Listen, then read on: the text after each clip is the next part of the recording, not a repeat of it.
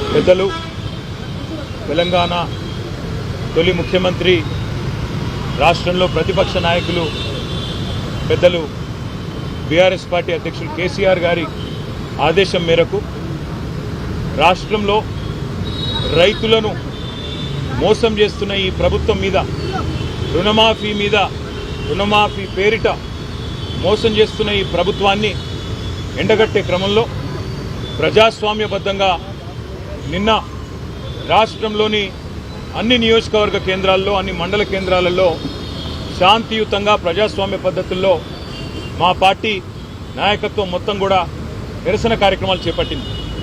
అందులో గౌరవ శాసనసభ్యులు, శాసన మండలి సభ్యులు, గౌరవనీయులైన పార్లమెంట్ సభ్యులు, అదేవిధంగా మాజీ శాసనసభ్యులు, మాజీ శాసన మండలి సభ్యులు అందరం కూడా ఎక్కడి వారం అక్కడ పాల్గొన్నాం. నిన్న ఒకటే రోజు ఈ రెండు ఉదంతాలు కూడా ఇప్పుడే రాష్ట్ర డైరెక్టర్ జనరల్ ఆఫ్ పోలీస్ గారికి వివరంగా ఆధారాలతో సహా వారికి సమర్పించడం జరిగింది. వారికి కొన్ని వీడియోలు కూడా చూపెట్టడం జరిగింది. నిన్న సూర్యాపేట జిల్లా తుంగతుర్తి నియోజకవర్గం తిరుమలగిరి కేంద్రంలో అక్కడ మా మాజీ శాసనసభ్యుడు తమ్ముడు విద్యార్థి నాయకుడిగా తన జీవితాన్ని ప్రారంభించి అంచెలంచెలుగా ప్రజల ఆశీస్సులతో 2 సార్లు శాసనసభ్యుడిగా ఎన్నికైన సీనియర్ నాయకుడు తమ్ముడు గ్యాదర్ కిషోర్ గారి నాయకత్వంలో ఆ నియోజకవర్గ రైతాంగం ప్రజాస్వామ్య పద్ధతుల్లో దాదాపు ఒక 500-600 మంది గుమిగూడి శాంతియుతంగా ట్రాఫిక్కి అంతరాయం కాకుండా ప్రజలను ఇబ్బంది పెట్టకుండా కేవలం నిరసన చెప్పే క్రమంలో తమ కార్యక్రమం తాము నిర్వహిస్తూ ఉన్నారు. 50 మంది కిరాయి మూకలు, కాంగ్రెస్ గూండాలు తాగిన మత్తులో అక్కడ స్థానిక పోలీస్ యంత్రాంగంతో కుమ్మక్కై ఆ నిరసన శిబిరం మీద దాడి చేసి ఆకస్మికంగా సుతిల్ బాంబులేసి గుడ్లు, చెప్పులు, రాళ్లు కొట్టి హింసాయుత వాతావరణాన్ని కల్పించే ప్రయత్నం చేసినారు. మా వాళ్ళు నిజానికి కనుక తిరగబడితే నిన్న 50 మంది కాంగ్రెస్ మూకలో, కాంగ్రెస్ గూండాలలో ఒక్కడు కూడా మిగిలేటోడు కాదు. కానీ హింస ప్రజాస్వామ్యంలో హింస సమాధానం కాదు కాబట్టే మా వాళ్ళు గమ్మున ఉన్నారు.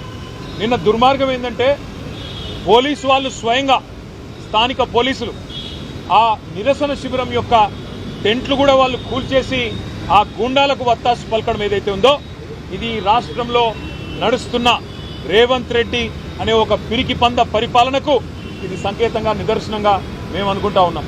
ఎందుకంటే ప్రజల్లోకి పోయి రైతులకు సమాధానం చెప్పే దమ్ము లేని దద్దమ్మ ఈ ముఖ్యమంత్రి. మేము అడిగినాం, చేతనైతే రా, ఏ ఊరికి పోతావో రా, ఏ మండలానికి పోతావో పోదాం, నీ కాన్స్టిట్యున్సీ కొడంగల్ పోదామా, లేదా నీ సొంత ఊరు, నువ్వు పుట్టిన ఊరు కొండారెడ్డిపల్లె పోదామా, వస్తావా అని అడిగినాం. ఎక్కడికి రాలేదు. కానీ ఢిల్లీకి పోయినాడు 20వ సిగ్గు లేకుండా ఢిల్లీకి తొత్తుగా, ఢిల్లీకి గులాముగా ఇలా ఈ ముఖ్యమంత్రి గారు గల్లీలో తిరిగి ప్రజలు అవస్థల్లో ఉంటే క్షేత్రంలో తిరగాల్సిన ముఖ్యమంత్రి, మంత్రులు ఇవాళ అడ్డగోలుగా ఈ రకంగా పోలీసులను అడ్డం పెట్టుకొని, ఈ రకంగా కిరాయి గుండాలను అడ్డం పెట్టుకొని ప్రజలను భయభ్రాంతులకు గురి చేసి గొంతు నొక్కాలనే ప్రయత్నం చేస్తూ ఉన్నారు. నిన్నటికి నిన్న ముఖ్యమంత్రి గారి సొంత ఊరు కొండారెడ్డిపల్లెలో 2 మహిళా జర్నలిస్టులు ఏమడిగినారు పోయి వాళ్ళు? ముఖ్యమంత్రిని బూతులు తిట్టినరా? ముఖ్యమంత్రి లాగులో తొండలిసి పెడతామని చెప్పినరా? ముఖ్యమంత్రిని చెట్టు కట్టేసి కొడతామన్నారా? ముఖ్యమంత్రి గుడ్లు బీకి గోటీలాడతామన్నారా? ఏమన్నారు? ఏం తప్పుడు మాటలు మాట్లాడినారు?